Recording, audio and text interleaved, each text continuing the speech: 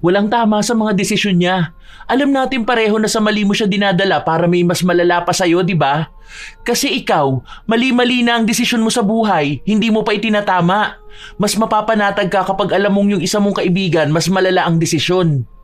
Hindi mo tinutulungan si Remy. Dinadala mo siya sa mali. Hinihila mo siya pababa sa kung nasaan ka eh. Gusto mong itolerate ang mali niya para matolerate mo rin yung mali mo. Hindi yan ang basihan ng tunay na kaibigan. Dahil ang kaibigan, hindi hahayaan na bumagsak ang kaibigan niya dahil sa maling desisyon. Kapag may mali siyang ginawa, masaktan man siya basta itatama mo siya. Hindi yung mali na siya imamali mo palalo. Palibhasa, paano mo itatama ang isang tao kung ikaw mismo maling-mali ang lahat ng ginagawa? Ang kapal ng mukha mo para pagsalitaan ako ng ganyan. Una sa lahat, sinusuportahan ko siya. Pinapanigan ko siya dahil yun naman ang ibig sabihin ng pagkakaibigan. Inuunawa ko kung ano yung ginagawa niya bago ko isipin na mali yun. Wala ka rin karapatan na sabihing mali ang desisyon ko sa buhay. Wala kang alam. Hindi mo alam kung anong pinagdaraanan ko araw-araw. Wala siyang maling ginagawa dahil lahat ng desisyon niya tama. Mali lang yon sa paningin ng mga taong gaya mo mapanghusga. Isa pa, naniniwala ako na minsan hindi naman kailangan ng tama o mali. Minsan kailangan lang ng taong kakampi. At ako lang yon. Ako lang ang kakampi ni Remy. Huwag kang gumamit ng quotes para lang i-justify yung pagiging konsentidor mo. Isa sa mga mahirap na maging kaibigan ay ang mga konsentidor. Hindi itinatama ang pagkakamali ng isa dahil gusto nilang makita na may kasama silang gumagawa ng kaparehas na kasalanan. Ano kayang kahahantungan ng isang tao kapag pinarusahan siya gamit ang itim na kapangyarihan? Matututo kayang itama ng taong konsentidor ang mali niya o sadyang pagbabayaran na lang niya ito habang buhay? Oo naman, okay lang yun. Basta ako wala akong nakikitang mali sa ginawa mo. Tsaka, ano naman kung nagustuhan ka nung tao kahit na may jowa siya? Baka kamo kasalanan din ng babae. Di ba nga, ang selosa ng araw nun, nakakasakal naman talaga kapag may partner kang ganun, no? Kaya deserve niyang iwan. Ang sabi naman sa akin ni Pamela, na huwag ko nga raw patulan si Rob. Hindi ko na alam, naguguluhan na talaga ako. Sus! Huwag ka magpapaniwala doon kay Pamela. Alam mo yun, kasi NBSB yun eh. Hindi nga yun na in love, di ba? Kaya hindi niya gets yung ginagawa mo. Gusto mo ba si Rob? Oo, gustong gusto ko siya. Kaso paano naman may girlfriend na siya. Gusto ka rin ba ni Rob? Ang sabi niya sa akin na mas masaya nga siya kapag ako ang kasama niya kaysa yung girlfriend niya. Di ba nga 6 months nang buntis yung babae? Yun naman pala. Kung gusto mo siya at gusto ka rin niya, go mo yan, be. Malay mo, kayo naman talaga ang para sa isa't isa. Sakto lang talaga na mas nauna niyang nakilala yung babae na yun. Alam mo, ganito yan ha. Kung nagmamahalan kayong dalawa, huwag niyo nang pahirapan ng isa't isa. Bakit? Uso naman ngayon ng single mom, di ba? Ano naman na sustentuhan lang ni Rob yung babaeng nabuntis niya?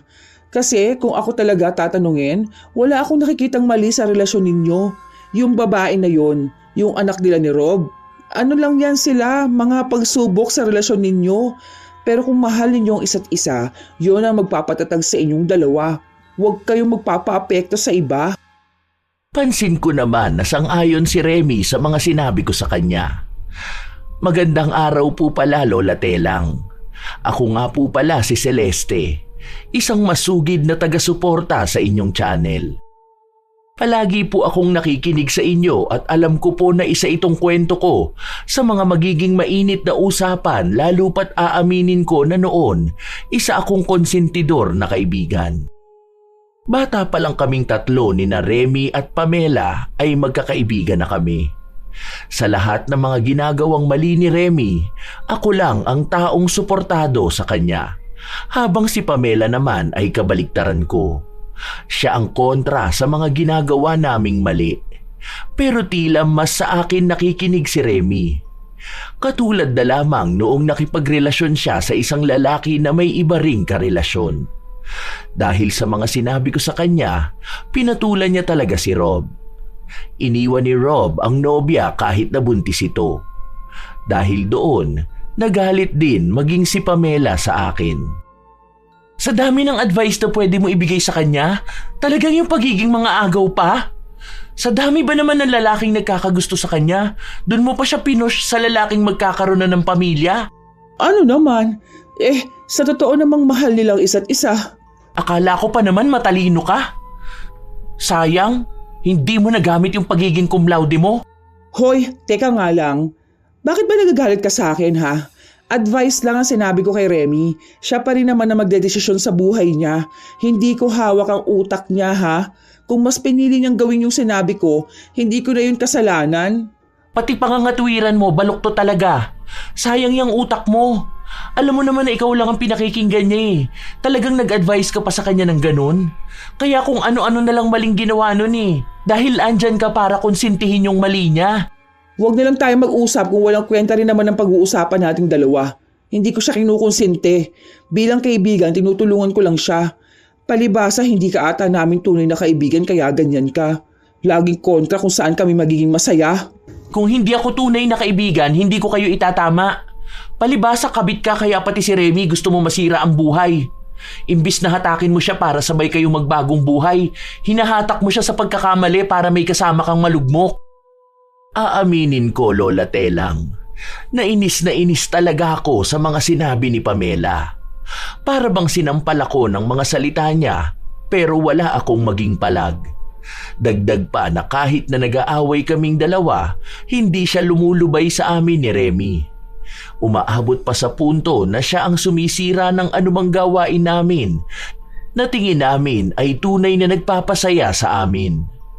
Isang araw, habang mag-isa ako sa bahay, dahil wala akong trabaho, nagpunta sa bahay si Remy. Bastos lang araw ako dahil sa sinagot ko yung lola ko. Matanda na raw yun. Bakit hindi ko nalang hinayaan? Paano ko naman yun hahayaan kung talaga namang nakakapikon siya? Tawagin ba naman akong kabit sa harapan ng maraming tao? Kita mo na? Sila naman pala yung mali. Hindi naman dapat ganun. Kung gusto niya ng respeto, dapat ikaw rin nire-respeto niya. Yan na nga yung point ko. Hindi nila ako magets. Sa akin pa sila nagalit. Paano? Minura ko talaga yung matanda na yun. Okay lang yun. Basta para sa akin, tama yung ginawa mo. Naku, huwag kang mag-sorry sa kanila ha. Kung atakihin man sa galit ang lola mo, hindi mo yun kasalanan. Bakit ka kasi niya tatawagin kabit, di ba? Hindi naman kasal si Rob dun sa ex niya. Paano? Kasi nung nakaraan, nagpunta nga sa bahay yung babae kasi nga hindi nagbibigay ng sustento si Rob. Sa akin ginagastos. Tapos ayun, galit na galit sila sa akin. Ang kapal naman ng mukha ng babae na yun. Bakit siya hihingi ng sustento sa bata? Magastos ba yun? Di ba breastfeeding naman yung bata? Mukha ka mo siyang pera. Tapos yung pamilya mo naman kampi na kampi doon sa babae na yun. Ikaw nga tong kamag-anak nila.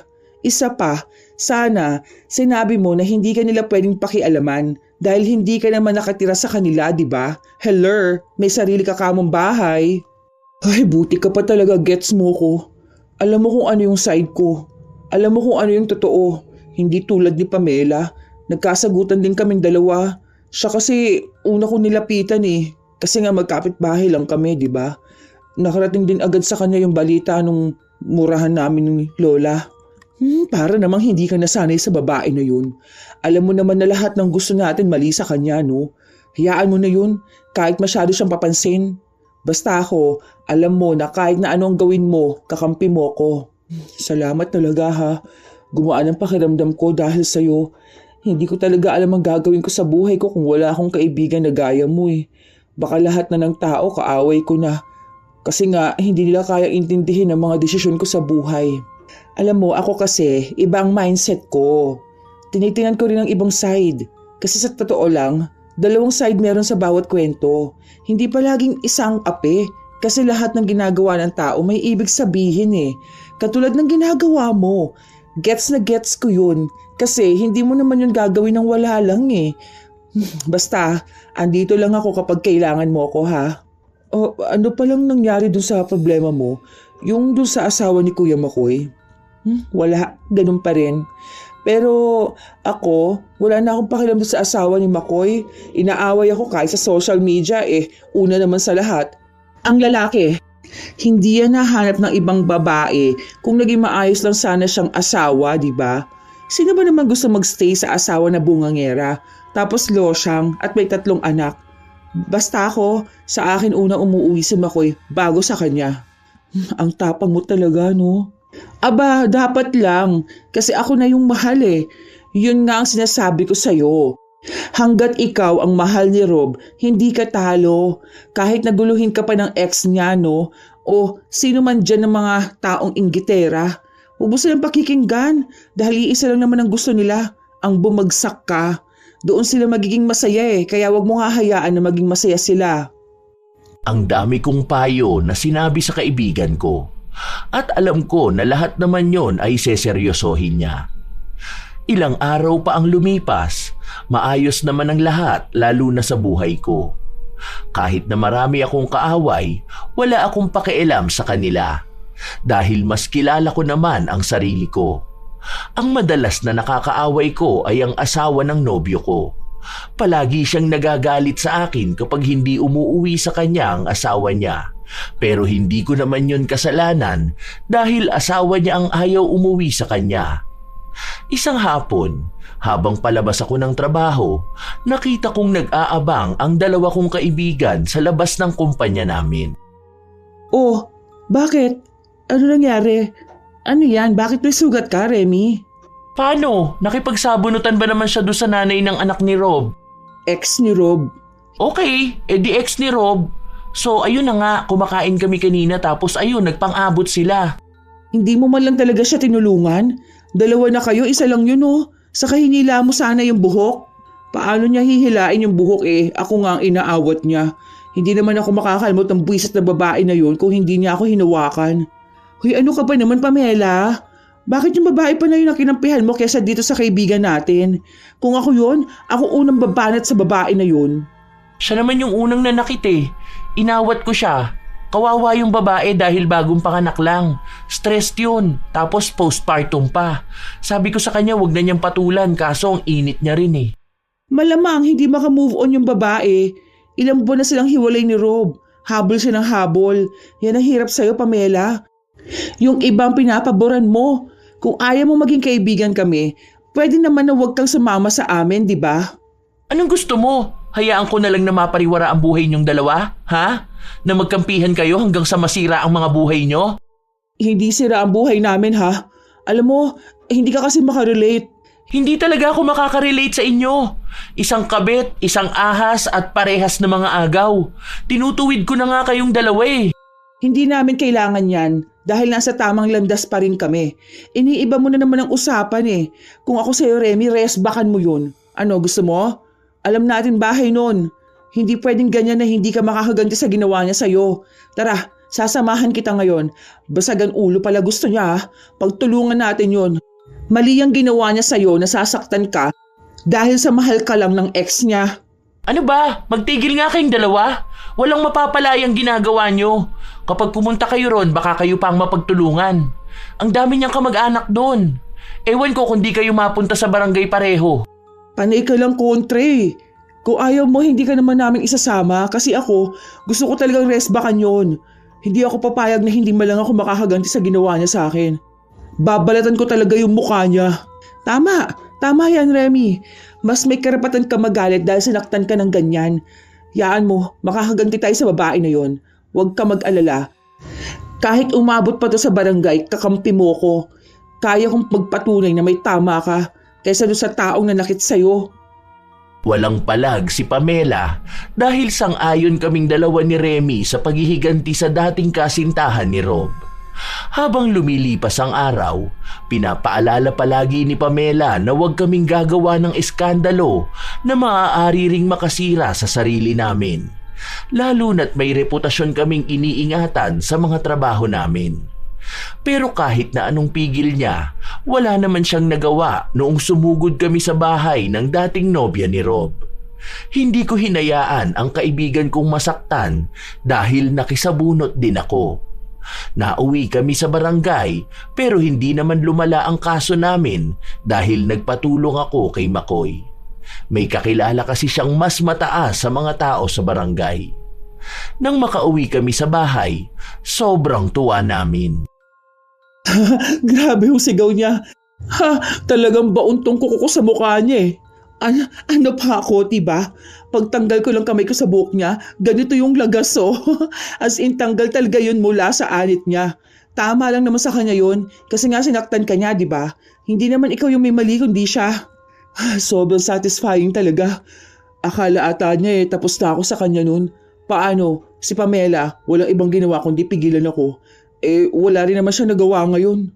Kaya nga natin binalikan kasi nga naagrabyado ka. Alam mo naman na ayoko sa lahat yung ikaw ang dehado, di ba? Talagang babalikan natin yun.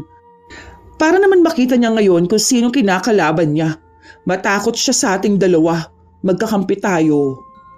Naipapakita talaga nung mga panahon na yon, Lola Telang, na matatag ang pagkakaibigan naming dalawa ni Remy.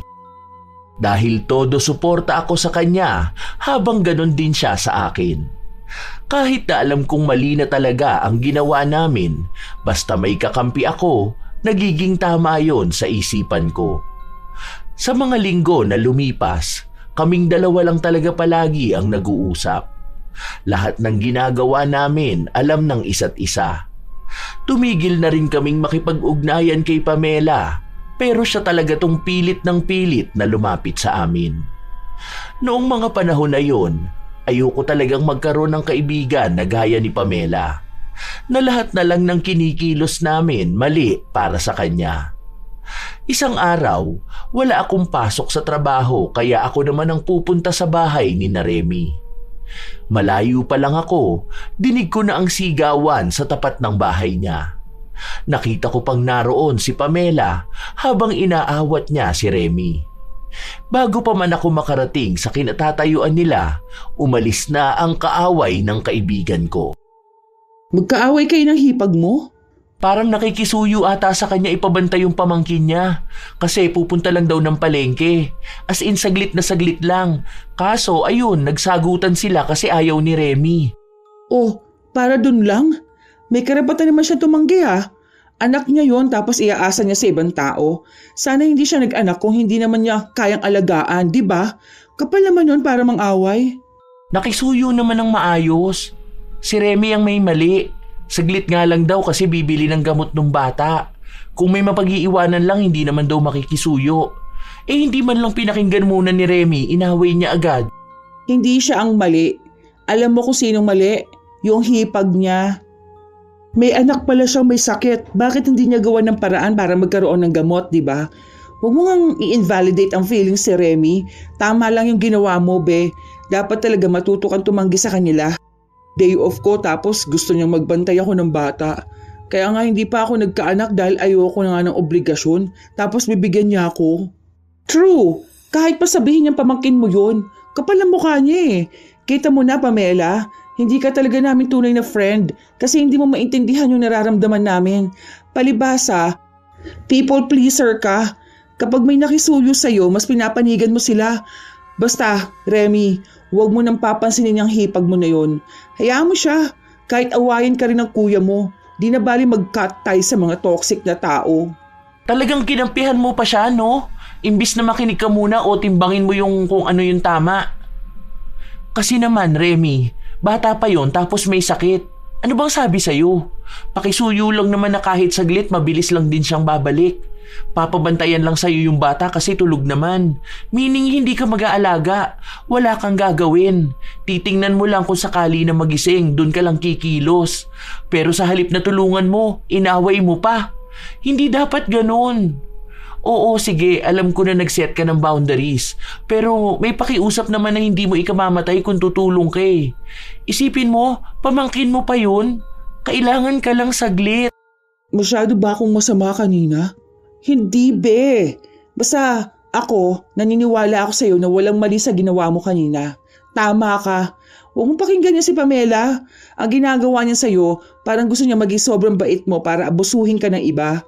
Basta ako, wala akong nakikita mali dyan sa ginawa mo. Tama. Wala naman talaga akong mali eh. Bakit ako makukonsensya? At talagang mas pinakinggan mo pa ang bulong ng demonyo? Hoy, hindi ako demonyo ha. Anong pinagsasabi mo dyan? Real talk lang tong mga sinasabi ko sa kaibigan natin. Bilang kaibigan, siya ang kakampihan ko. Bilang kaibigan, dapat alam mo rin kung tama o mali ang ginagawa niya. Hindi sa lahat ng oras kailangan mo sang-ayunan ng kaibigan mo. Kung mali siya, kalabanin mo hanggang sa makita niya yung mali niya. Hindi yung mali na nga, kakampihan mo pang paniwalaan na tama siya. Ang dami mong dada. Fake friend ka kamo. Alam mo kung ano yung dalawa sa mga mabibigat na kasalanan? Yung pagiging konsentidor at sulsulera. Okay, edi ikaw na ang banal. Nakakahiya naman sa'yo. Baka sa sobrang bait mo yan, ipasundo ka na ni Lord. Kita kong namumula na ang mukha ng kaibigan ko. Lumaki kasi to sa pamilya ng mga deboto sa relihiyon nila. Kaya ayun, lahat ng bagay sa kanya dapat ginagawa sa kabutihan. Pero para naman sa akin, Lola Telang, wala namang masamang kumampi sa kaibigan ko. Ano pa ba ang ibig sabihin ng kaibigan kung hindi kami magiging magkakampi, hindi ba? Yun talaga ang paniniwala ko. Tama man o mali, basta kaibigan ko ang gumawa, susuportahan ko siya. Ilang buwan ang lumipas, palagi pa rin akong nasa tabi ni Remy. Ilan mang tao ang makaaway niya, hindi ko siya iniiwan. Isang definisyon ng isang mabuting kaibigan.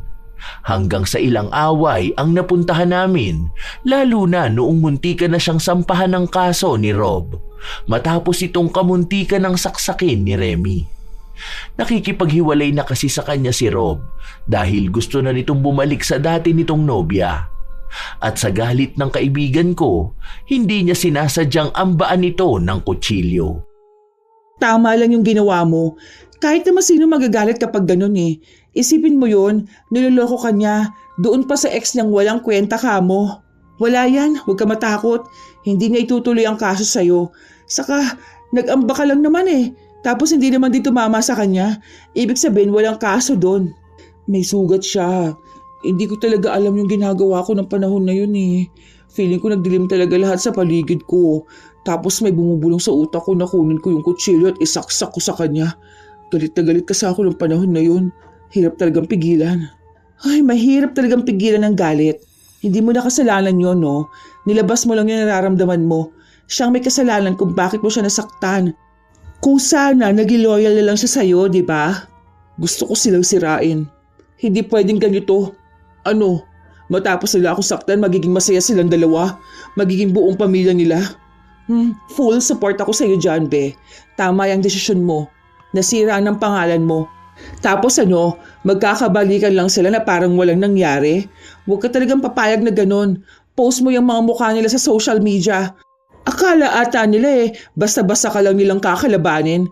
Saka ex na yun. Ang lalakas ng loob nila. Kung miserable ka, dapat mas miserable sila, 'di ba? Kaya lumaban ka. Huwag kang papatalo. Basta ako, alam kong tama yung ginagawa mo. Valid yung galit mo at susuportahan kita sa lahat ng desisyon na gagawin mo. Kaya kung ano yung naiisip mo, go! Gawin mo na. May mga screenshot pa naman ako ng conversation nila kung paano manlandi yung babae na yun sa boyfriend ko. Oh, see? Yun pala eh. May laban ka talaga sa kanila. Gusto mo ba i-post na sila ngayon? Halika. Tutulungan kitang magawa ng caption. Habang nagdedesisyon pa si Remy, dumating naman tong isa na aming kaibigan na panayang kontra. Hindi ko naman siya inaya na magpunta sa bahay, pero mukhang alam niya kung saan matatagpuan si Remy. Paano naman? Ano? Ako na lang laging lugi? Hindi naman pwede na masaya na sila ngayon dahil lang sa may anak sila. O hindi ba naman kasi malandi yung babae na yun eh. Hindi naman na ako iiwan ni Rob. Inahas niya sa akin. Gusto mo maging toxic yung social media mo? Hindi ko na alam kung anong gagawin mo kapag nabash ka talaga. Una sa lahat, ikaw ang umagaw kay Rob. Malamang, kung niloko niya ang ex niya para sa'yo, kaya ka niya ring lokohin para sa taong niloko niya. Ano naman kung maging toxic siya? Minsan kailangan din ng isang tao maging toxic para hindi lagi siyang dehado. Talagang pabor ka pa, no? Dahil nga gets ko siya. Magkaibigan kaming dalawa. Ano nga asahan mo? Palibasa ikaw tong hindi maintindihan yung galit ng kaibigan natin. Gets ko yung galit niya. Ang sa akin nga lang, hindi siya makaka-move on at move forward kung magpapaka-toxic siya. Magmumukha lang din siyang tanga. Anong tingin mo? Lahat ng tao kasing konsentidor mo? Na okay lang kampihan nila ang mga agaw kaysa dun sa babae na naanakan ng lalaki? Iba na ang panahon ngayon. Mas marami pa rin makakaget sa kanya dahil babae siya na pinagpalit. Pinagpalit sa inagawan niya? Pwede ba? Huwag na kayo magtalo. Kailangan ko ng kaibigan na makakaintindi sa akin. Pero wala naman kayo ibang ginawa kundi mag-away. Kita mo? Ang kailangan niya, yung iintindihin siya. Iintindihin pero hindi ko konsintihin. Pwes, hindi ka namin kailangan dito. Basta Remy, tuloy mo yung balak mo. Huwag kang makinig sa taong hindi ka naiintindihan. Akala mo perfect na tao eh. Sa akin nga mas nakinig si Remy.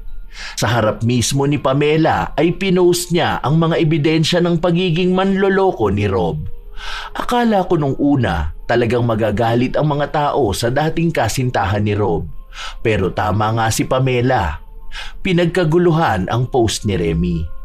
May mga taong pinagmumura siya kahit na hindi naman niya kilala. Ang daming masasakit na salitang sinabi sa kanya. Dahil walang sariling desisyon ang kaibigan ko, sa akin pa rin siya lumapit. Bilang ako na ayaw tumanggap ng pagkakamali, mas pinilit ko pa rin na tama lang siya. Hindi mo naman talaga kasalanan, ano ka ba? Isa pa, yung mga nagko-comment na yan, mga hindi naman totoong account ng mga yan eh. Baka ano lang yan, ano bang tawag doon? Yung parang binabayaran para pare-parehas ang comment. Malay mo, iba dyan mga kaibigan ng babae na mas pinapaniwalaan na siyang tama. Kahit na sila naman yung nakasakit sa'yo. Ang gawin mo, patulan mo yung mga yan. Isa-isa mong komentan yan. Murahin mo rin sila ha. Hindi naman pwede na magpapatalo ka, di ba? Kaso, ang dami na rin nagbe-message sa akin. Pinagmumura nila ako. Yung iba nga pinagsusumpa ako eh. Parang gusto ko nilang burahin yung post ko. Tapos mag-deactivate na lang muna ako ng account. Ni-stress na ako eh. Hoy, huwag mong burahin ha. Paano may papahiya yung ex ng manloloko? May nababasa nga akong iba doon na kampi sa'yo. Ganun talaga mga tao. Iba sa kanila kampi sa'yo. Iba sa kanila kampi sa taong nanakit sa'yo. Pero wag na wag kang papa-apekto sa kanila. Dapat mas lalo kang maging matapang. Hindi ko na alam. Naguguluhan na ako. Sabi naman ni Pamela, dapat burahin ko na nga yun. Kasi may iba na pinopost yung picture ko tapos ini-edit. Umalis na lang daw muna ako sa social media. Kaya naman pala ganyan na naman ang iniisip mo eh. Dahil nakikinig ka na naman sa babae na yun. Bakit? Noong mga panahong nahihirapan ka, siya ba kasama mo? Ako naman, di ba? Sa mga away na pinupuntahan mo, mas pinagtatanggol kita, di ba? Yan kasing Pamela, naniniwala yan na kapag inapi ka, tatahimik ka na lang dapat. Pero hindi yun ganun. Akin ay account mo. I-login mo dito sa akin. Ako sasagot sa mga nagsasabi ng masama sa'yo. Mag-post pa ako ng kung ano-ano para mas lalong mainis yung ex mo sa'yo. Send mo sa akin mga picture nyo. Huwag na lang muna. Hindi yan. Basta, alam mong tamang ginagawa mo, huwag kang matatakot. Saka magkakampi tayong dalawa, no? Bilang kaibigan, ayoko na dedehado ka. Noong una, Lola Telang, ayaw talagang pumayag ni Remy. Hindi ko alam kung anong sinabi sa kanya ni Pamela dahil alam kong mas malapit yon sa kanya, mas madali silang magkita. Baka nilalaso ni Pamela ang utak ni Remy para tumigil maghiganti sa taong nanakit sa kanya. Noong maibigay sa akin ni Remy ang account niya, saka ako gumawa ng mas maraming paninira sa babae at kay Rob. Kung ano-anong kwento rin ang ginawa ko. Lumakas ang hatak noon sa mga tao. Ang daming nakakakita at nakakabasa hanggang umabot sa punto na naipabarangay si Remy. Dahil nga suportado ko ang kaibigan ko, sumama ako. Pero nung nilatagan siya ng batas na nagsasabi na maaari siyang makulong kapag ipinagpatuloy niya ang pagpopost sa dating kasintahan, bigla na lang siyang umatras. Sinabi niya na buburahin na lang niya ang mga yon. May pinirmahan din silang kasunduan na kahit na kailan ay hindi na siya maninira sa social media. Ako naman, Lola Telang, ang nainis. Dahil bakit siya papayag na manahimik na lang? Nung makauwi kami sa bahay niya, doon kami nagkaroon ng pagtatalo, lalo na't naroroon si Pamela. Natakot ka kasi. Hindi naman dapat ikaw ang mag-sorry sa kanila eh. Sila dapat na humingi ng tawad sa'yo. Tama lang naman yung ginawa niya eh. May mali sila at may mali din siya. Ang sabi ko naman kasi sa inyo, huwag nyo nang gawin eh. Isa ka pa. Ikaw ang dahilan kaya hindi mahaganti tong kaibigan natin eh. Kasi hindi naman lahat ng bagay kailangan mong ipaghiganti. Kung may malimang nagawa ang isang tao sa kanya, ipagdasal na lang niya. Kung talagang mapaparusahan yun, huwag na niyang idaan sa mga kamay niya. Hayaan niyang langit ang gumawa nun. Pero dapat magsisi na rin siya sa nagawa niyang mali. Alam naman natin na una siyang nagkamali, di ba? Hindi nga siya mali. Walang mali sa mga naging desisyon niya. Tumigil ka nga, Celeste. Kaya pa iba-iba ang desisyon ni Remy eh. Alam mo na nga na wala yung sariling desisyon. Mas pinapakinggan niya yung sasabihin ng kaibigan niya. Buti sana kung mabuting kaibigan ang pinakikinggan niya. Ikaw ang tumigil. Dahil para sa akin, tama lahat ng desisyon niya. Walang tama sa mga desisyon niya. Alam natin pareho na sa mali mo siya dinadala para may mas malala pa sa'yo, di ba? Kasi ikaw, mali-mali na ang desisyon mo sa buhay, hindi mo pa itinatama. Mas mapapanatag ka kapag alam mong yung isa mong kaibigan mas malala ang desisyon. Hindi mo tinutulungan si Remy. Dinadala mo siya sa mali. Hinihila mo siya pababa sa kung nasaan ka eh. Gusto mong itolerate ang mali niya para matolerate mo rin yung mali mo. Hindi yan ang basihan ng tunay na kaibigan. Dahil ang kaibigan, hindi hahayaan na bumagsak ang kaibigan niya dahil sa maling desisyon. Kapag may mali siyang ginawa, masaktan man siya basta itatama mo siya. Hindi yung mali na siya imamali mo palalo. Palibhasa, paano mo itatama ang isang tao kung ikaw mismo maling-mali ang lahat ng ginagawa? Ang kapal ng mukha mo para pagsalitaan ako ng ganyan. Una sa lahat, sinusuportahan ko siya. Pinapanigan ko siya dahil yun naman ang ibig sabihin ng pagkakaibigan. Inuunawa ko kung ano yung ginagawa niya bago ko isipin na mali yun. Wala ka rin karapatan na sabihing mali ang desisyon ko sa buhay. Wala kang alam. Hindi mo alam kung anong pinagdaraanan ko araw-araw. Wala siyang maling ginagawa dahil lahat ng desisyon niya tama. Mali lang yun sa paningin ng mga taong gaya mong mapanghusga. Isa pa, naniniwala ako na minsan hindi naman kailangan ng tama o mali. Mas kailangan lang ng taong kakampi. At ako lang yon. Ako lang ang kakampi ni Remy.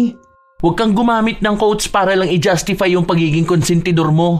Please lang kung nag-aaway kayo dahil sa akin, tumigil na kayo. Hindi ako judgmental. Totoo lang ang sinasabi ko sa'yo. Hindi ka pa rin talaga tapos, no? Ano bang gusto mong pag-usapan natin, ha? Sige, pag-usapan natin yan ngayon para tumigil ka na. Wala naman akong ibang gustong sabihin. Wala? Kulang na lang ipamukha mo sa akin na kabit ako, di ba? Alam mo naman pala eh. Hindi ka ba makamove on, ha? Kung naiinggit ka sa akin, sige, kumabit ka na lang din.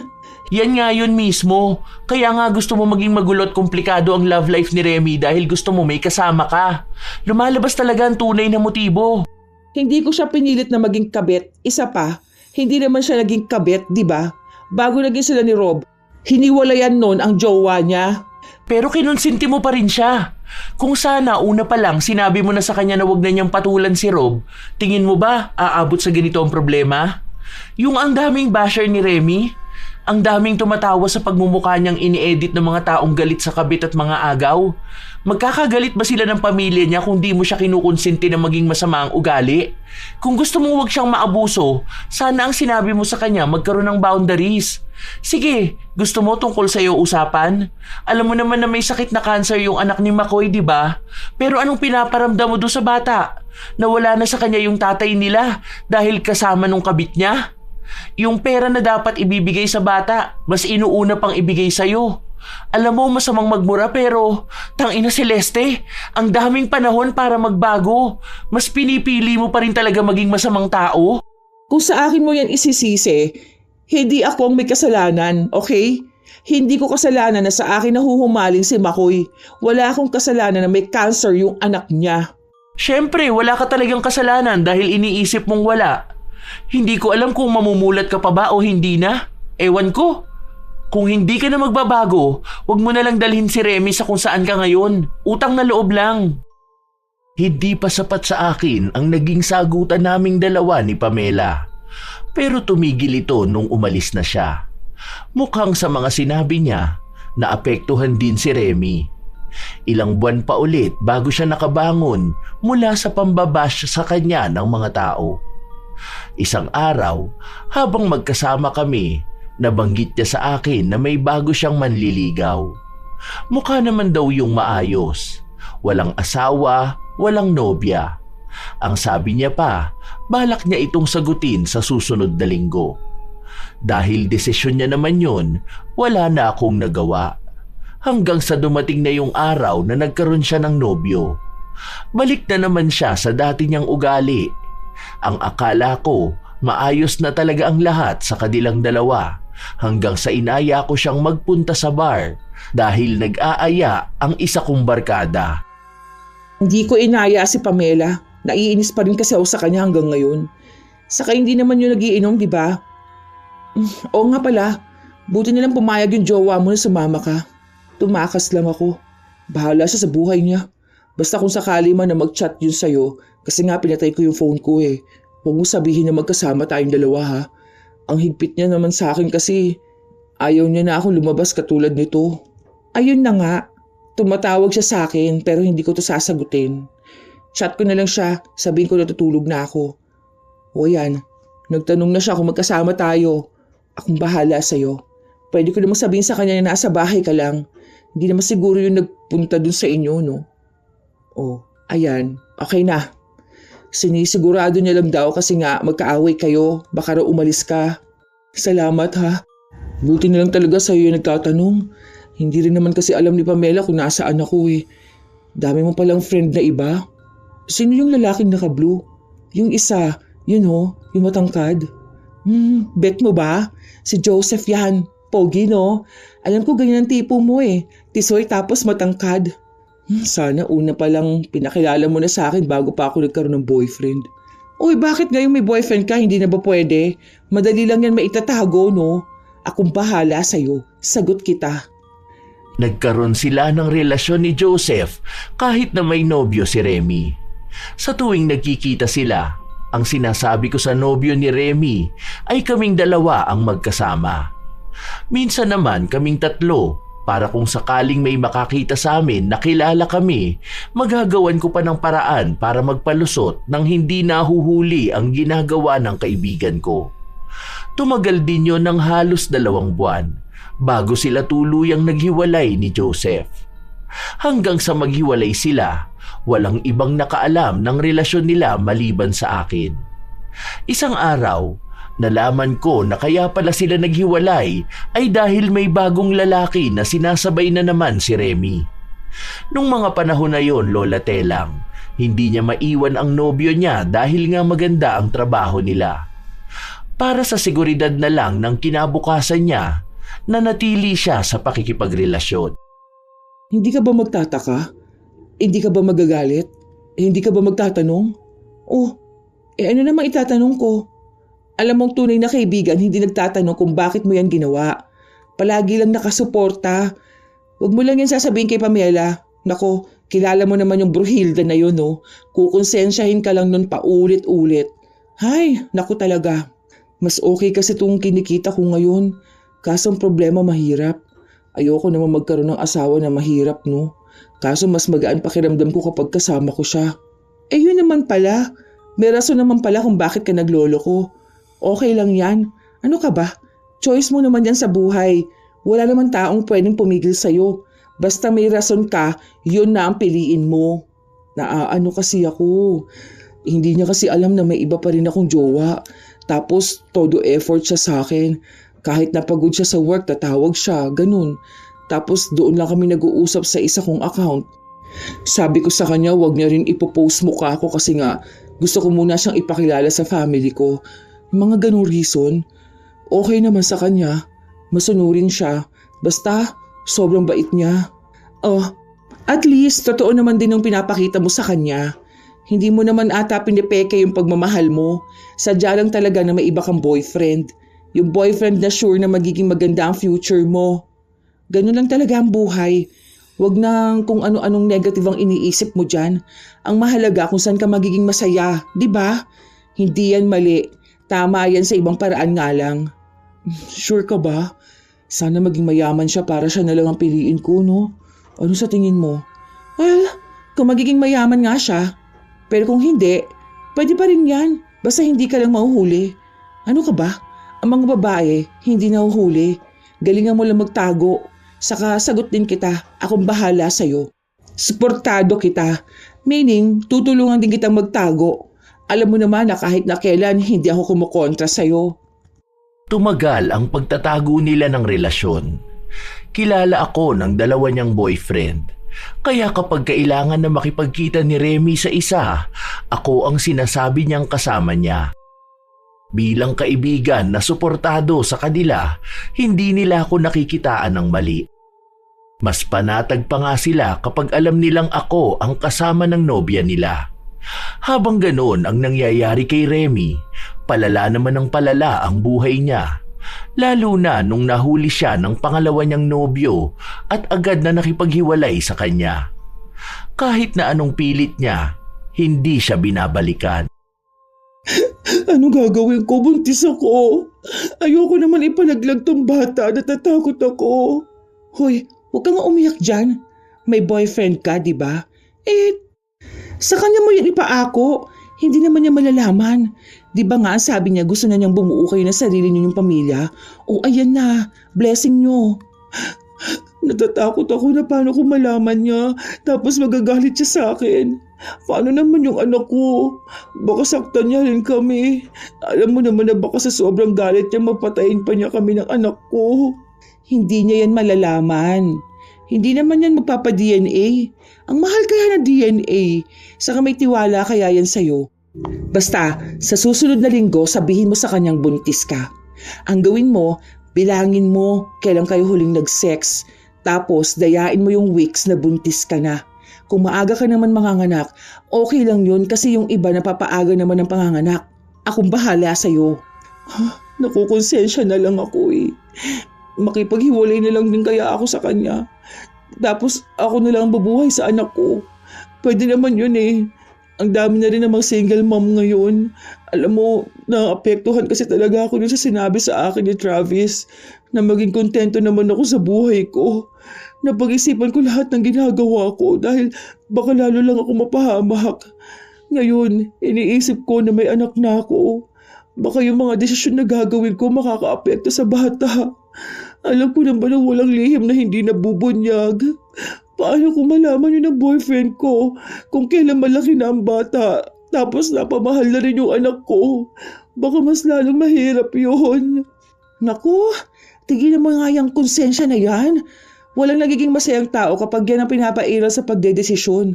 Marami ng matagumpay na desisyon kahit na hindi pinag-iisipan, no? Sabi ko naman sa'yo, lahat ng ginagawa mo, nandito ako, nakasuporta palagi. Ilang beses ko pang pinigilan si Remy na huwag niyang aaminin sa nobyo niya ang totoo. Subukan na muna niyang tingnan kung ano ang reaksyon nito kapag nalaman na buntis siya. Naging masaya si RJ nung nalaman nga niya na nagdadalang tao ang kaibigan ko. Hindi ito nagdalawang isip at inaya pa siya na magpakasal. Doon na naman naging balisa si Remy.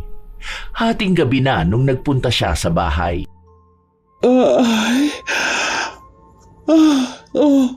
Ang aga mo naman. Sarap na ba nag-iinip ko? Bakit ba? Talagang hindi na ito mapagpapabukas, ano? Gaano ba ito kaseryoso, ha? Huwag ko na lang kaya ituloy yung pagpapakasal. Naawa ako kay RJ. Kinakabahan pa ako. Alam na rin kasi ni Travis na buntis ako. Tapos nagtatanong siya sa akin kung siya ba ang tatay ng anak ko. Ano gagawin ko? Wala naman ako mapagsabihan nito eh. Kaya nagpunta na ako rito kahit na ganitong oras. Ayoko sabihin kay Pamela dahil aawain lang ako noon eh. Paano kung sabihin ko kay Travis? Baka magkabalikan kami. Pero paano naman si RJ? Ay, nalilito ka pa talaga? Madali lang naman yan. Kung papayag na maging kabit si Travis, ganito ang gawin mo. Kausapin mo si Travis, tapos sasabihin mo sa kanya kung siya ba ang ama, anong gagawin niya. Kung gusto niya maging masaya kayong pamilya, sabihin mo sa kanya na maging mayaman na muna siya dahil hindi niya maibibigay ang pangangailangan mo at ng bata. Kung cashier lang siya sa Save More. Magpapakasal ka kamo kay RJ dahil yon kaya magbigay ng malaking pera para sa bata. Kung gusto niya pa rin makita ang anak niya, pwede naman kaso palihim kamo. Kung gusto niyo, pwede ko kayong tulungan. Sige, kahit dito na lang kayo sa bahay ko magkita para kahit papano may paalam ka kay RJ na bibisita lang kayo sa bahay ko. Okay lang sa akin yun. Mas madali ko pa kayo mapagtatakpan. Hindi ko na alam. Nalilito na ako. Ayokong gumastos ng malaki si RJ sa kasal namin. Tapos gagastos pa siya sa bata. Tapos malalaman niya lang na hindi niya anak. Natatakot ako na paano kung lalong masira ang buhay ko. Para namang sinabi mo sa akin na akong makakasira sa buhay mo. Tinutulungan na nga kita. Binibigyan kita ng mas magandang advice dahil alam ko na ito lang din ang kailangan mo. Diba? Huwag ka na magdalawang isip. Maikli lang ang buhay para mag-worry ka. Go ka na dyan kung saan ka magiging masaya. Kahit na mali pa ang nakikita nila kung yun naman ang tama para sa nararamdaman mo. Basta, alam ko na ikaw ang nagdesisyon. Support lang ako. Bahala na sa future, di ba? Pumayag si Remy nung mga panahon na yon, Lola Telang. Ilang buwan lang din ay kinasal silang dalawa ni RJ. Hindi pa siya nanganganak noon at kahit nakasal na sila, ginawa nga nilang tagpuan ang bahay ko. Hindi ko alam kung paano napapayag ni Remy yung isa niyang nobyo. Siguro dahil tama nga ang sinabi ko na mas mabibigyan ng magandang buhay ni RJ ang bata dahil sa mas may kaya ito sa buhay.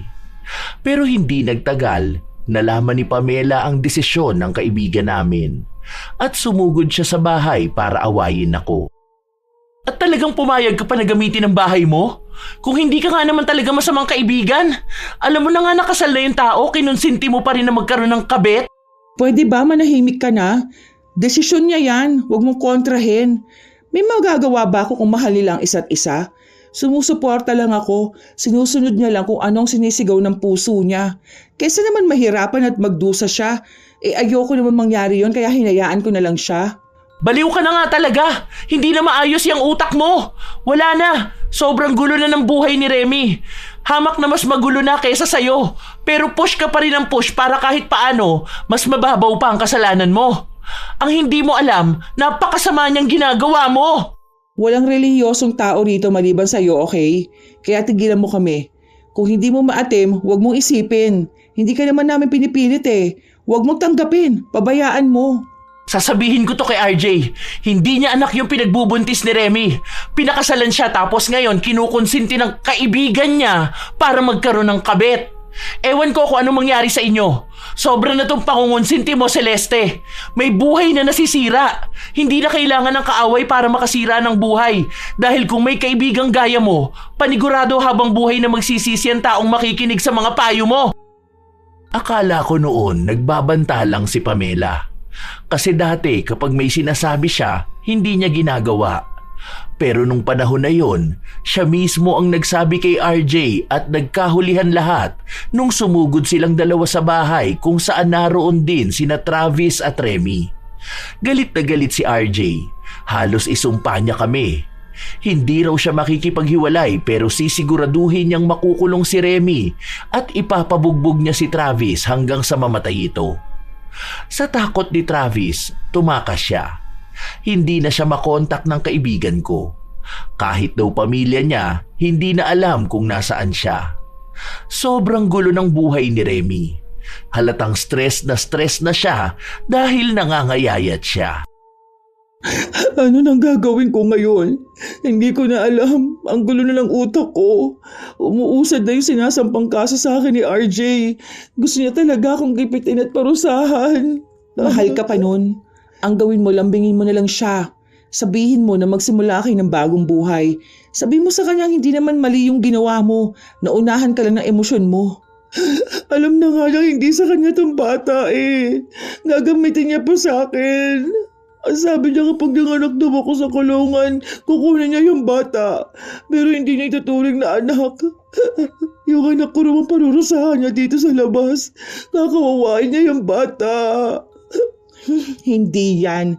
Imposible namang gawin niya yun. Bata yan, walang kasalanan. Hindi naman siguro ganun kasama si RJ, no?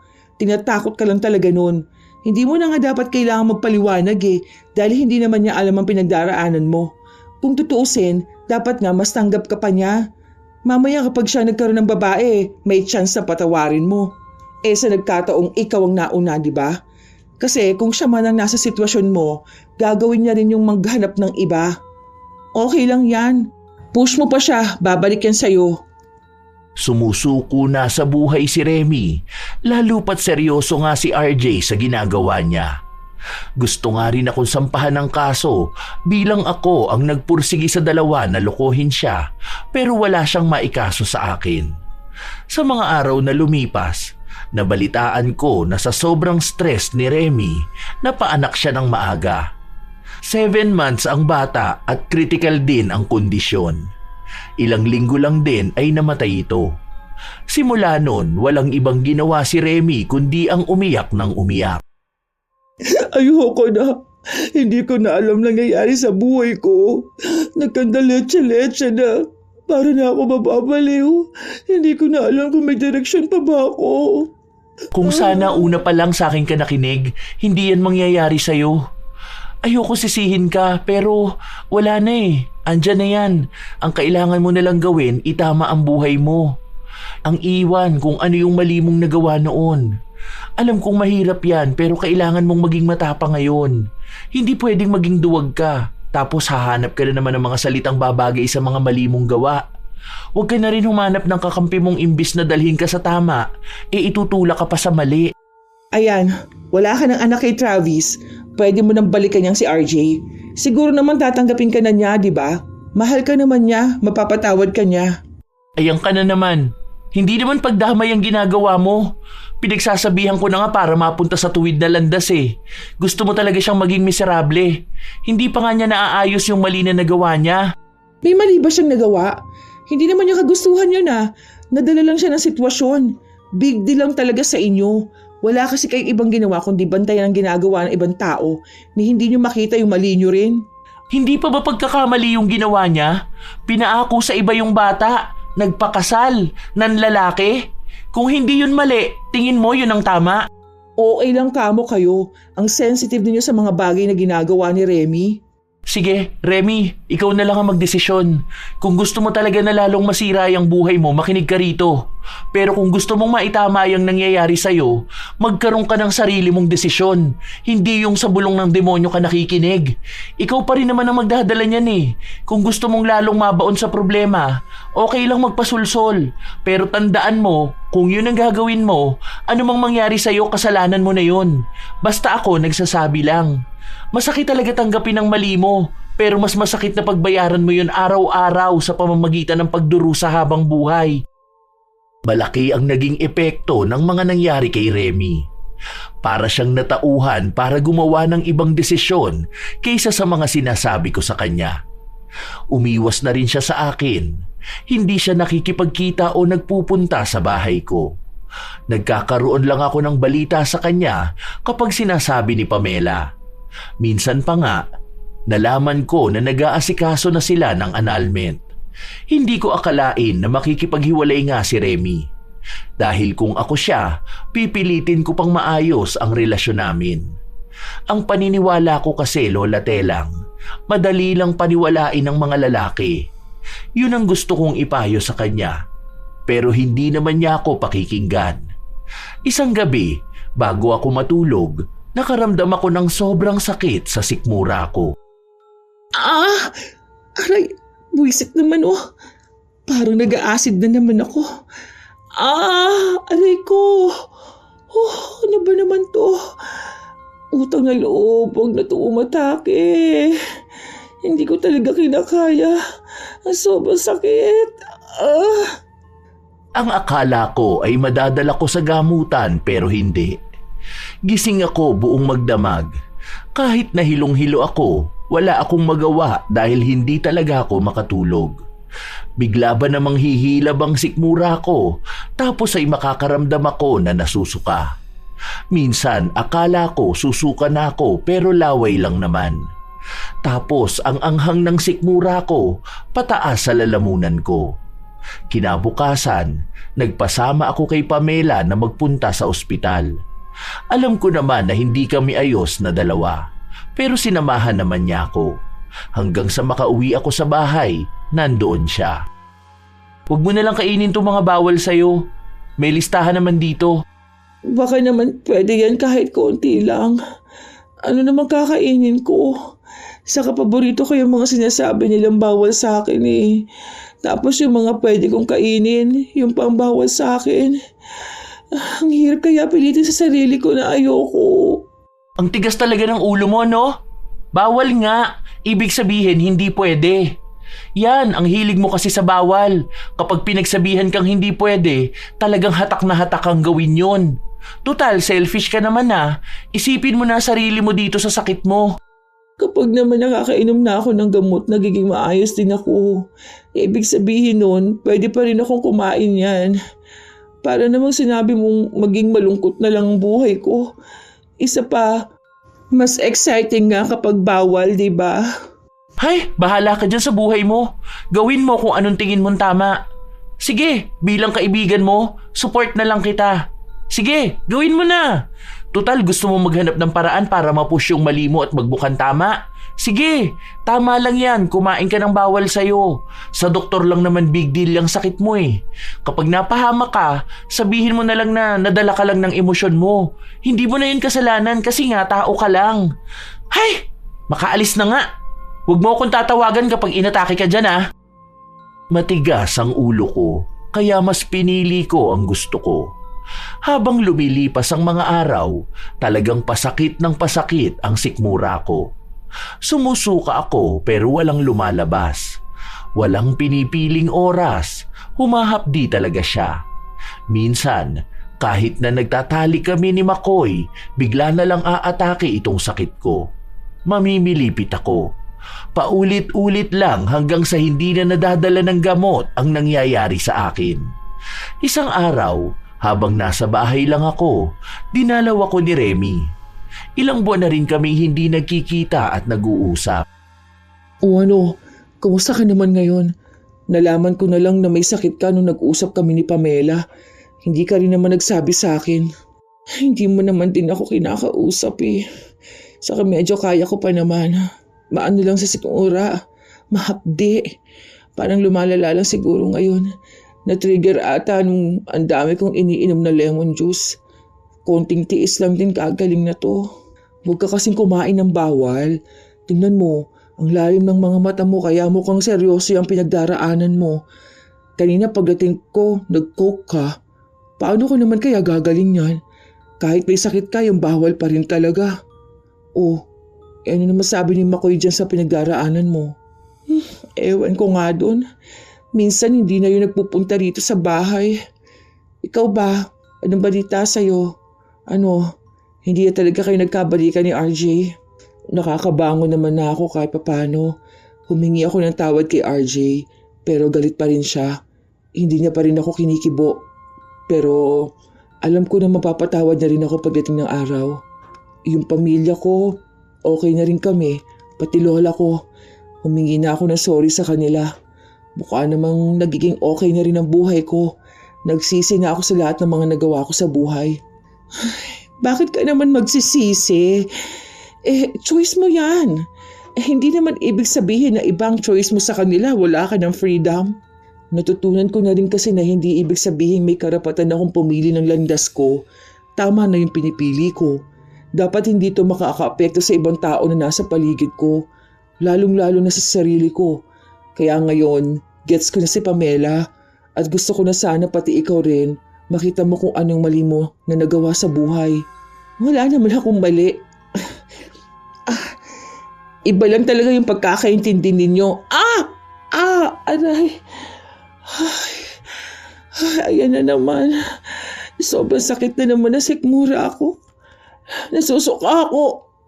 Hoy, teka, try mo kayo maglagay nitong white flower dyan sa sikmura mo. May sinabi sa akin si Lola eh. Pwede raw ipatak tong white flower sa maligamgam na tubig. Baka makatulong sa'yo to. Aray ko, sakit. Wala naman ako sinusuka. Pero sobrang anghang talaga ng sikmura ko. Ayoko na. Ang sakit. Naiyak na lang ako sa sobrang sakit, Lola Telang. Hindi ko maipaliwanag. Basta may gumuguhit sa sikmura ko pataas sa lalamunan ko. Tapos, sa tuwing pilit akong susuka, parang malalagutan ako ng hininga. Mas malala itong sakit na to kumpara sa mga naunang nangyari sa akin. Napahiga na lang ako sa malamig na sahig habang pinapalo-palo ko ang bandang sikmura ko. Akala ko yun na ang malala May mas malala pa pala. Mag-isa lang ako noon sa bahay. Hating gabi, talagang ramdam na ramdam ko ang anghang. Hapdi na parang may tumutusok-tusok din. Hindi na ako halos makahinga at makagalaw. Kaya ang ginawa ko, tinawagan ko si Makoy dahil malapit lang ang bahay niya, pero asawa niya ang sumagot at sinabi sa akin na tigilan ko na si Makoy. Nagmakaawa pa ako noon dahil nga kailangan ko ng tulong, pero hindi siya naaawa sa akin. Ang akala ko nga ay mamamatay na ako nung mga oras na yon. Mabuti na lang at sumagot si Pamela at pumunta sila sa bahay. Dalawa sila ni Remy. Hindi nila ako dinala sa ospital, kung ano-ano na lang na pwedeng paraan para kahit paano mabawasan ang sakit na nararamdaman ko. Nakakatulong ba tong hot compress? Medyo, ang sakit talaga. Hindi ko kinakaya. Bakit kaya ganito, Tono? Nung last check-up ko naman wala naman silang nakitang mali. Huwag ka na lang muna kumain ng kung ano-ano ha. Tingnan mo, paano yan kapag ganyan na mag-isa ka lang? Paano kung di kami agad makapunta? Ano na lang ang mangyayari sa'yo? Tinawagan ko nga si Makoy, kaso ayun, asawa kasing nakasagot. Nakakainis din yung babae na yun eh. Alam na nga niyang may sakit ako. Hindi pa pinapunta si Makoy. Hindi mo pa pala talaga alam? Alam mo ano, wala na talaga sila dyan sa bahay nila. Binenta nila yan kasi nga gagamitin para dun sa anak ni Makoy. Hindi ko alam kung saan sila lumipat, pero alam ko sa ibang lugar na. Hindi ka na lang siguro sinabihan. Hindi na talaga kasi kung sasabihin pa ni Makoy, parang hindi na siya nagbago para sa anak niyang may sakit. Saka siguro hindi na rin niya kaya mag-alaga ng may sakit. Sino ba naman ang gugustuhin may inaalagaan, di ba? Hayaan mo na yun, para naman magbago ka na rin. Alam ko, niloloko niyo lang akong dalawa. Gusto niyo lang na huwag na kami magkita ni Makoy eh. Hindi ka namin niloloko. Malalaman mo rin naman yun eh. Bahala ka na kung anong gusto mong gawin, pero siguro tama na yung mali mo. Tama si Pamela. Siguro kailangan mo rin ng kaunting self-reflection, gaya ng ginawa ko noon. Bigyan mo lang ng oras ang sarili mo, tapos unti-unti mong makikita kung saan ka nagkamali. Huwag mo nang i-justify yung mali. Tanggapin mo para alam mo kung anong dapat itama. Mas magaan talaga ang buhay kapag tahimik at malinaw ang isip. Wala naman akong mali. Iba lang talaga yung way ko para sundin ang mga desisyon ko sa buhay. Sabihin na natin may natamaan akong feelings. Hindi naman malaking bagay yun. Yan mismo ang kailangan mong maayos, yung ganyang mindset. Hindi ako naniwala sa kanila na umalis na nga si Makoy. Ilang beses akong tumawag sa kanya pero hindi siya sumasagot sa akin. Kahit na hirap na ako, nagpunta ako sa bahay nila at wala na ngang tao roon. Hindi ko rin alam kung sino ang lalapitan ko. Kaya ang ginawa ko na lang, nagtangka akong mag-post sa social media pero napigilan ako matapos na sumakit na naman ang sikmura ko. Panay pagduwal, wala namang sinusuka. Wala akong matawagan nung mga panahon na yon, Lola Telang. Kaya ang nangyari, sarili ko lang ang nakapitan ko. Napahinga pa nga ako sa loob ng banyo dahil pinipilit kong sumuka. Hindi ko alam kung anong nangyari sa akin dahil bigla na lang din ang daming realization. Natulala ako sa kisame. Bumalik sa akin lahat ng mga ginawa ko noon. Hindi lang sa sarili ko, kundi pati yung mga pangungunsinti ko sa kaibigan ko hanggang sa nasira ang buhay niya. Tunay na mas naging magulo ang buhay ni Remy kumpara sa akin. Pero kung titingnan, mas maayos na ang kanya kaysa sa akin ngayon. Hindi ko alam kung paano ako natauhan na baka nga tama sila. Hanggang sa pinilit ko ang sarili kong tumayo. Mahirap pero nakaya ko. Ilang araw din akong walang ibang kinausap. Mag-isa ako sa bahay. Nawala ng trabaho pero hindi naman yun naging problema dahil marami naman akong ipon. Habang mag-isa ako, binalikan ko rin yung mga nagawa ko noon hanggang sa tinanggap ko na nga na may pagkakamali ako. Isang araw, hindi ko naman iniimbitahan ang dalawa kong kaibigan pero nagpunta sila sa bahay. Ano, kumusta ka na? Sobrang sakit pa rin ba? Hindi pa rin maayos yung sasakit ko. Pero meron akong realization. Tama nga kayo. Kahanap ko ng dahilan para makitang tama ang mga mali ko. Mas lalo lang din akong lumubog. Kaya Romy, I'm sorry ha. Ako talagang dahilan kung bakit nagkanda leche-leche ang buhay mo. Akala ko kasi kapag kaibigan, dapat suportahan. Hindi pala sa lahat ng bagay. Lalo na kung may kinalaman nito sa pagiging masama. Kaya sorry talaga. Sa'yo rin, Pamela. Ang dami na nating naging away. Tapos, friends pa rin tayo. Ikaw ang nai-stress sa amin. Sa akin, wala na yun. Kasi alam ko rin naman na may mali ako sa sarili ko. Alam ko na mali yung ginagawa ko. Tapos naghahanap ako ng taong sasabihing tama yun. Pero masaya na ako ngayon na alam na natin kung ano yung nagawa nating mali. At alam na rin natin kung paano natin yun maitatama. Basta sa akin, masaya na akong makita na hindi kayo naghahanap ng kung ano-anong kasabihan para lang paniwalaan na tama ang mali nyo. Sana nga totoo na yung pagbabago nyo. Basta ako, andito ako para awayin kayo kapag alam kong gumagawa na naman kayo ng kasalanan. Kahit nahirap ako, natawa pa rin ako sa sinabi ng kaibigan ko. Sa totoo lang po, Lola Telang, doon ko napatunayan kung ano ba ang ibig sabihin ng tunay na suporta ng kaibigan. Hindi ito suporta na sisira sa buhay mo, kundi suporta na magtutuwid sa iyo mula sa pagkakamali mo. Ilang linggo pa ang nakalipas, hindi pa rin ako gumagaling. Walang makatukoy kung ano ba talaga ang sakit ko hanggang sa isa sa kapitbahay ko ang nagsabi na baka naman pinapakulam ako. Hindi ako naniwala noong una pero dahil may kakilala siyang albularyo, tinulungan niya ako. Pinapunta niya sa bahay. Doon ko nalaman na pinakulam nga ako. Hindi nga lang matukoy kung sino ba ang gumawa nun. Hindi rin naman ako pwedeng basta na lang magbibintang ng tao.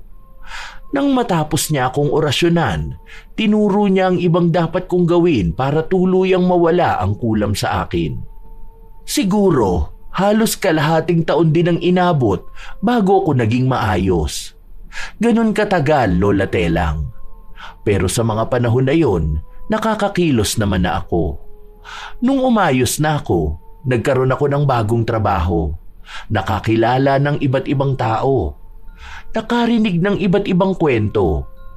Noon, kapag nakakarinig ako ng kwento ng ibang tao tungkol sa mali nilang ginagawa, kahit hindi ko kaibigan ay sinusuportahan ko.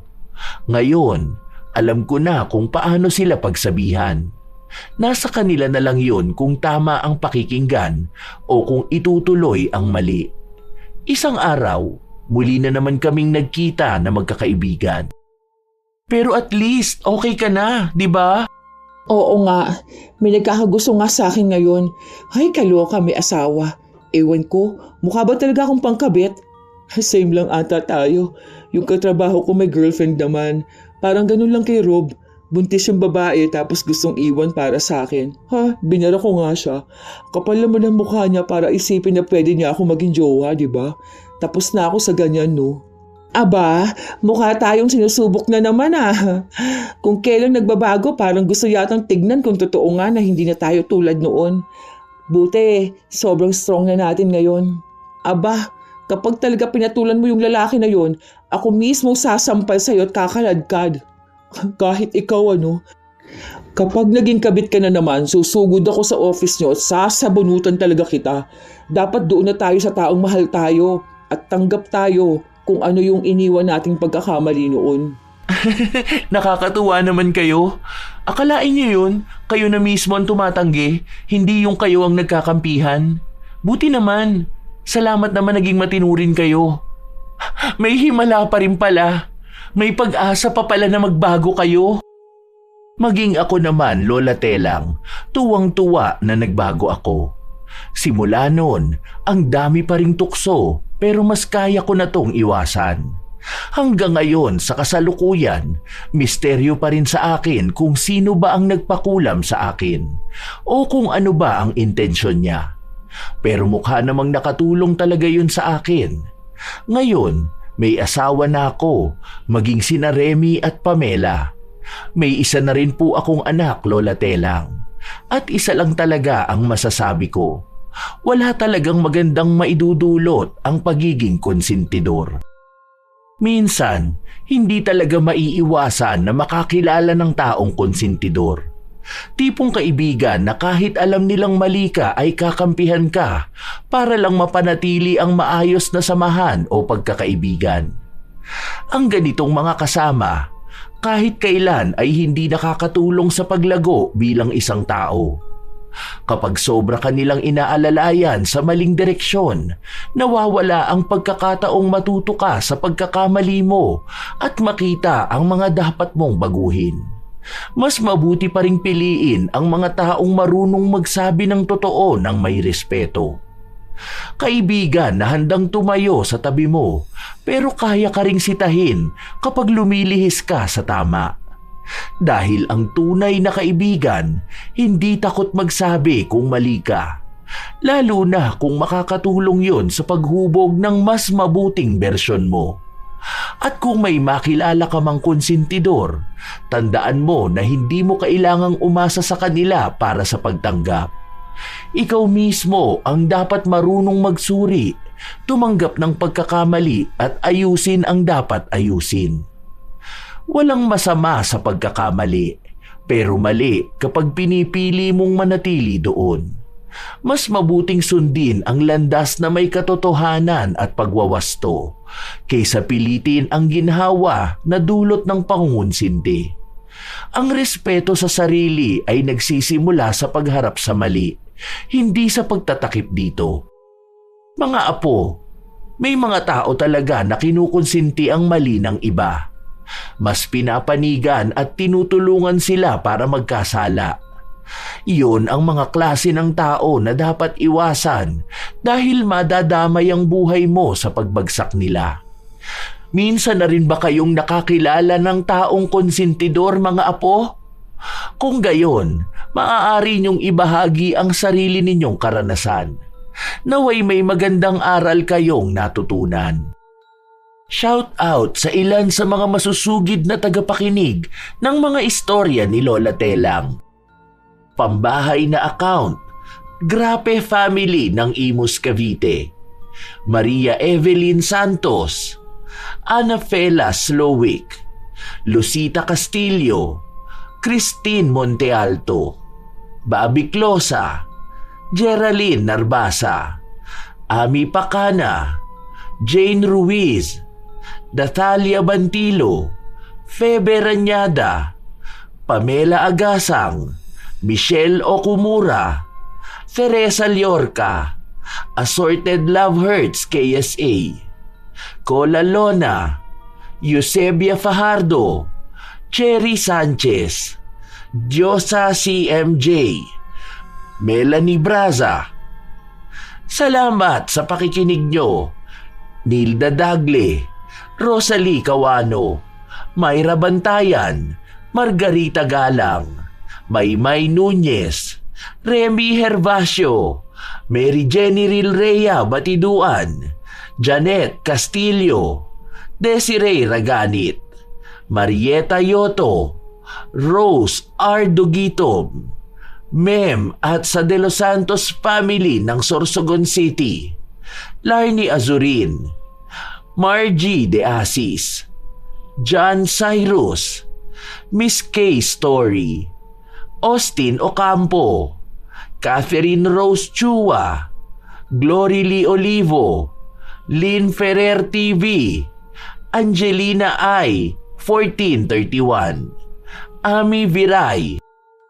Hi sa inyo, Julie Habitan at sa Greg and Cel Eatery ng San Isidro, Cabuyao, Laguna, Hasmin Vicente, Fritz Love, Romina Buado at Angelo Dizon ng Marikina City, Richelle Ann 19, Gina Noble, Jaja Barakiel, Cesan de la Cruz at binabati ko rin si Mark John Villarin ng isang maligayang kaarawan sa November 21.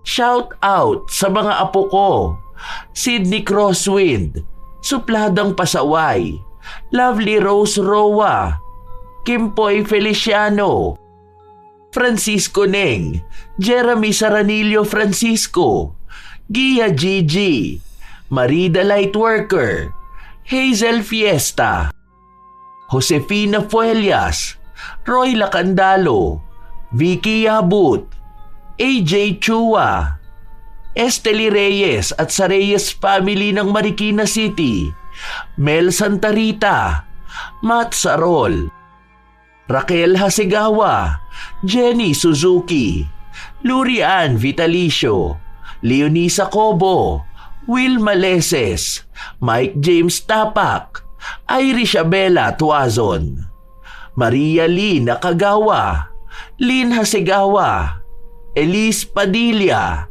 Lydia Lopez, Gemstone Claro, Lance MBB, Rosalina Bugayong, Ami Yong, Ami Bag, Angelina Ignacio, sa buong Team Manok ng Amsik Angeles City, Pampanga, Ray Galedo at sa Galedo family ng Kabuyaw, Laguna, Arvid Shane Hoiberg Channel, Gaminil Francisco at Dadanil Francisco, Pureza Tagiwalo, Rachel Whitney, Alma Naong, Jennifer Makasinag, Jaime Constantino, Mil Rose Demate, Razon Yao, Robert Crimen, Cherry May Libiran, Roslyn Mangilin.